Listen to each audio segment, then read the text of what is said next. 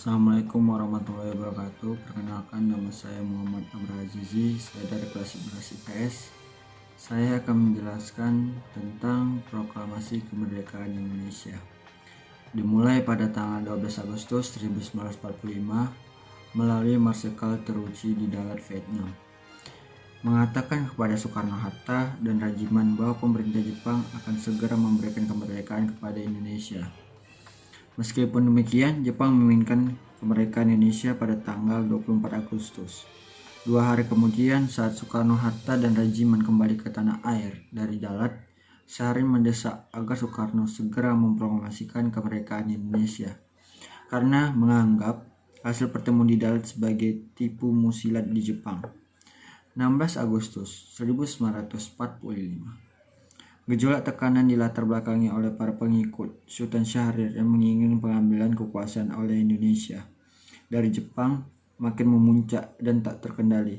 Pada siang hari, mereka berkumpul di rumah Hatta dan sekitar pukul 10 malam di rumah Soekarno, sekitar 15 pemuda menuntut Soekarno-Hatta segera memproklamasikan kemerdekaan melalui radio. Disusul dengan pengambilan kekuasaan, mereka juga menolak rencana PPKI untuk memproklamasikan kemerdekaan pada tanggal 16 Agustus. Peristiwa Rengas Dengklok. Dari perdebatan dengan para tokoh pemuda termasuk Hairus Saleh yang tergabung dalam gerakan bawah tanah, dini hari tanggal 16 Agustus 1945 mereka diculik.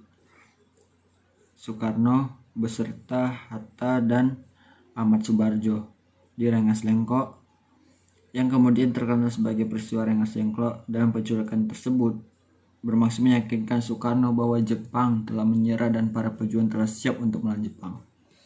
Pertemuan Soekarno-Hatta dan Jenderal Yamato. Malam harinya Soekarno-Hatta kembali ke Jakarta untuk bertemu dengan Jenderal Yamato, kemudian Komandan Jepang di Jawa. Dari pertemuan tersebut, Soekarno dan Hatta menjadi yakin bahwa Jepang telah menyerah kepada sekutu dan tidak memiliki wewenang lagi untuk memberikan kemerdekaan. Di saat pembacaan naskah proklamasi, setelah diyakini bahwa situasi kemungkinan untuk membaca teks proklamasi, maka Soekarno, Hatta, dan anggota PPKI lainnya malam itu juga rapat dan menyiapkan teks proklamasi. Rapat tersebut di rumah Laksamana Maida. Soekarno bersama tokoh perjuangan lain untuk menulis naskah proklamasi. Tulisan itu lalu diketik oleh Syuti Melik. Tepat pada hari Jumat 17 Agustus 1945, bertempatan di rumah Soekarno, Jalan Pangesan Timur nomor 56 Jakarta. Pembacaan naskah proklamasi yang berlanjut pengibaran sang saka merah putih hasil jahitan Fatmawati menandakan Indonesia merdeka. Tokoh lain sangat berjasa dalam peristiwa pembacaan proklamasi, di antaranya 3 pemuda pengibar bendera merah putih.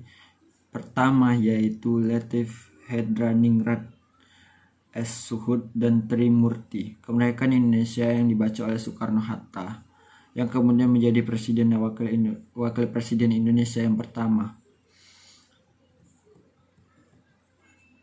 Lalu Soekarno membacakan teks proklamasi kemerdekaan Indonesia yang berisi, "Kami, bangsa Indonesia, dengan ini menyatakan kemerdekaan Indonesia.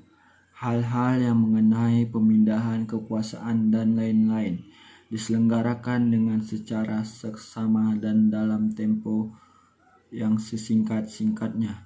Jakarta, hari 17 bulan 8 tahun 1945.